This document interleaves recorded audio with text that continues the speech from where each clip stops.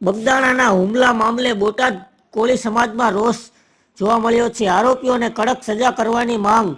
બગદાણામાં કોળી સમાજ યુવક પર થયેલ જીવલેણ હુમલાને લઈને સમગ્ર બોટાદ જિલ્લા કોળી સમાજમાં ભારે રોષ ફેલાયો છે. આ મામલે તાત્કાલિક અને નિષ્પક્ષ તપાસ કરી આરોપીઓને કડકમાં કડક સજા કરવામાં આવે તેવી માંગ સાથે આજે કોળી સમાજ દ્વારા કલેક્ટરને આવેદનપત્ર પાઠવવામાં આવ્યું છે.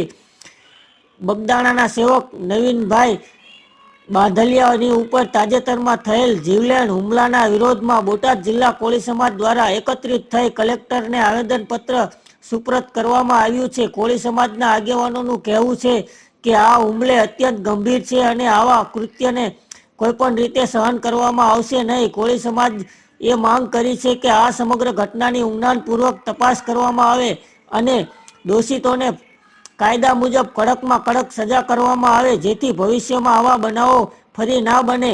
અહેવાલ રોહિત આર જતાપરા. વધારે સમાચાર જોવા માટે અમારી ચેનલને લાઇક, શેર અને સબસ્ક્રાઇબ કરો.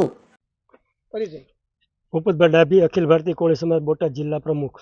બોધભાઈ આવેદનપત્ર આપ્યું છે, શું માંગ છે તમારી?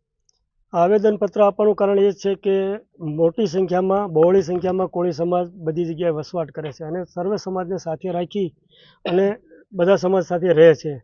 પણ અસામાજિક તત્વો જે આવી ઘટનાઓ બને ત્યારે બહુ દુઃખ થાય છે.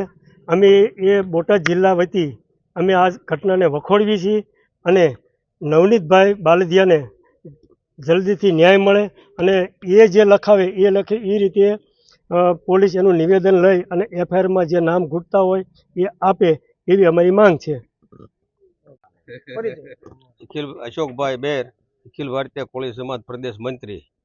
આજે નવનીતભાઈ બાલદિયા ઉપર જે ઘટના ઘટી છે તેને સમગ્ર બોટાદ જિલ્લો વખોડી કાઢવા માટે આજે કોળી સમાજ એકત્ર થયો છે અને કલેક્ટર સાહેબને આવેદનપત્ર આપેલ છે કે જે ગુનેગારો છે એને કડકમાં કડક સજા મળે અને નવનીતભાઈને ન્યાય મળે.